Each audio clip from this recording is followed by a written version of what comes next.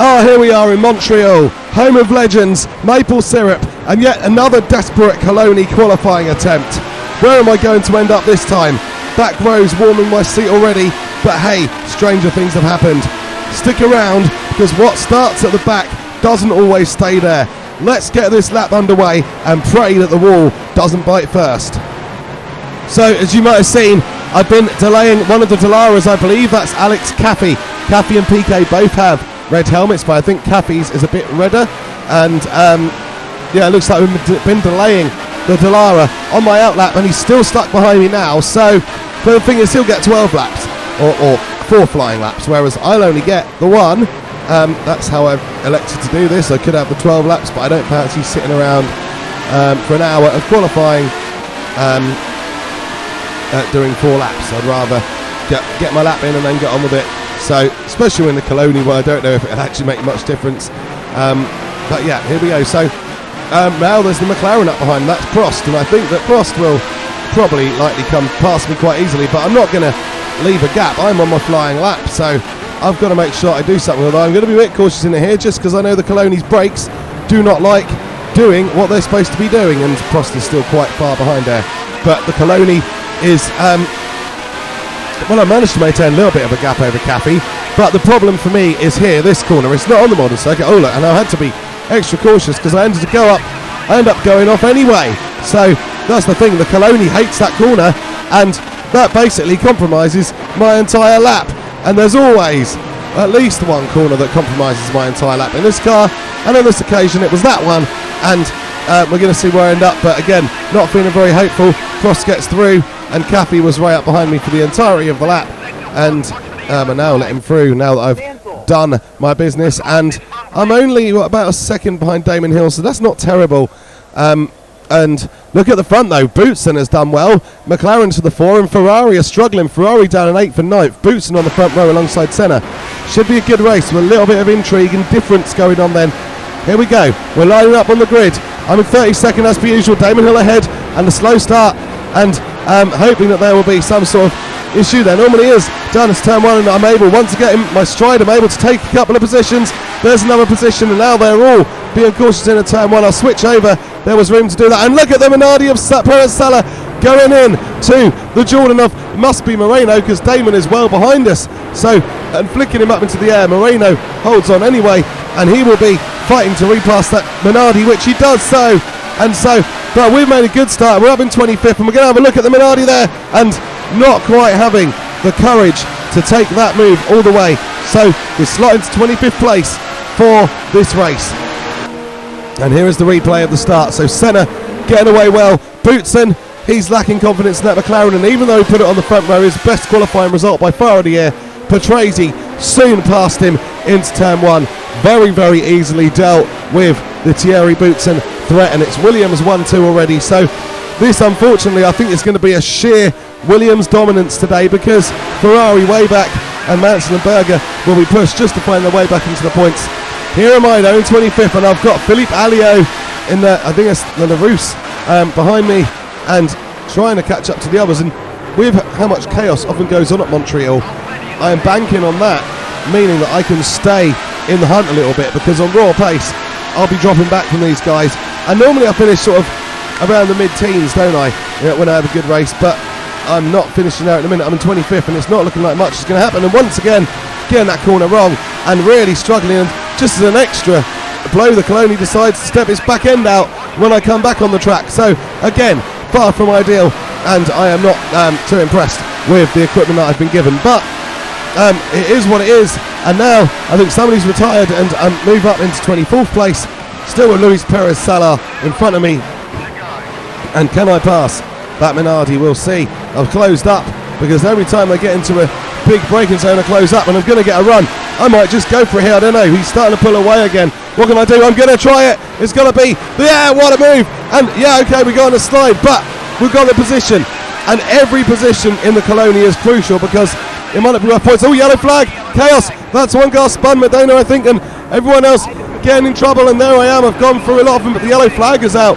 And that means I'm not going to be able to complete the move on Shiva, as much as I do have a grudge against Lotus still for getting swiped out in Brazil qualifying. I can't pass him because I think everything else could be judged as avoiding an incident, but that one, Cheever had got going again. He was already clear of the incident. I think if I passed him and at the yellow flag, I think I would have got a stop go. So I choose to stay behind. So I'm in 19th and I'm ahead of Roberto Moreno. Remember, that car won the Macau Grand Prix. Not in Moreno's hands, but that's a race-winning car and I'm able to lead it at the moment. So here we go. We're seeing Mansell coming back through the field, passing Brundle's Tyrrell, and Brundle has done a very good performance. Oh, collaborated the wall a little bit on the exit there as well.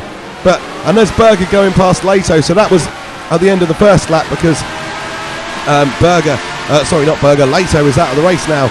So there we go. So there's some replays there. Ferrari then are up into the points in 5th and 6th place. Martin Brundle, we got to mention, he has been superb this weekend. Best of the rest, clearly. Took advantage of Ferrari's issues to qualify up in 5th place, but the race not going quite as well according to plan. Well, look, there we go. Oh, I'm a bit deep into there.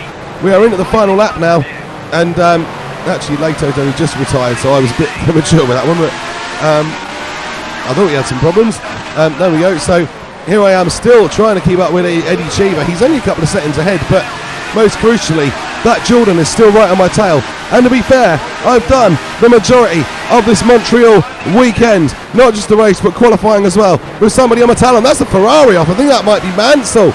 Mansell's had an issue, and well, we're going to find out what happened, I think, but not yet, because we're going to look at the replay of me going for the move on Perez Sala first. How does this look from the outside? This is Schumacher going through, slidey but through, and a fantastic move. And in contrast to my Phoenix Grand Prix, that was clean. Everything's been clean. And there you go. There is the chaos that happened shortly after, and I managed to take more positions. Griard wasn't even able to argue there, was he? And yeah, and that's actually Griard is the Minardi that's behind Moreno at the minute then. But yeah, I'm pretty happy with how this race is going. I've kept it clean. That's the crucial thing, because Phoenix was a scruffy race. Macau obviously was scruffy, but didn't get in contact with other drivers, just myself. But so kept it clean in this one, and it's been a very good, solid performance. Like I say, finishing ahead of a race-winning car, as long as I can keep Moreno behind for one further corner, which I can do. So yeah, beating the race-winning Jordan, that's not a terrible result at all. And yeah, okay, the ultimate result, 16th, is going to be similar to our normal results, but there is definitely signs of encouragement here on a circuit that I basically know, and a strong performance. But it's Ayrton Senna who is the strongest. He wins the race, and with Mansell having gone out of it, Senna will actually take the lead in the World Championship, because he has dominated most of the races. You can see quite a few cars have got off there down at the hairpin. So Senna is now going to lead the championship. He's going to be 2 points ahead of Mansell, and for all of Mansell's consistency, the lack of pace in the Ferrari compared to the Williams means that Mansell loses the championship lead to Senna here. So Senna leads home Patrese, Prost and Boutsen finishing in 4th in the end. Berger and Brundle does bring home a point for Tyrrell. So Senna 50 points, Mansell 48, Patrese 28, Prost 25. And here's the replay of Mansell going out. So those McLarens were close, and Mansell had the engine failure, and at the same time the wheels locked up. So it looks like the entire car just packed up. That's a real shame for Ferrari. They worked hard on their reliability, and it looked like they were getting there. But everyone's going to have an issue every now and then, and there is Mansell's. Let's hope it's not going to become more of a regular feature, because that will just totally drop Mansell out of the title battle. At the moment, we do have a fight, and we hope that continues. And here is the fight between the two McLarens. Is it a fight, or is it just Boutsen pretty much saying, I'm not going to fight against Alain. He is the team leader. He is quicker. And so Prost gets through into those podium places once again. And here is Senna closing in on the victory. Fantastic performance once again from Ayrton Senna. Dominance from Williams, this time a 1-2 as well. Patrese held his end of the bargain. Quite often this season he's struggled for pace a bit, but held his end of the bargain today. A fantastic second place right from the start. McLaren didn't have pace at all, and Ferrari indeed were catching them before Mansell's issue. So that preserves 3rd and 4th for McLaren. But look, and we're going to just zoom in on my end of the race, because you can see how tight it was versus Moreno, Griard and Sala, and you can see they are trying to catch up. And here is of course my troublesome corner, and this is where I end up under all sorts of pressure coming out of it. Moreno in those two Minardis absolutely flying all over my tail, and there we go, I make it through, and I'm going to finish in 16th place. Thank you so much for watching. If you're enjoying this content, please do like and subscribe, to keep up with it. Subscribing is free and it really helps the channel out, and ring the bell for notifications for future episodes. Thanks for watching. Take care of yourself and others around you. See you later.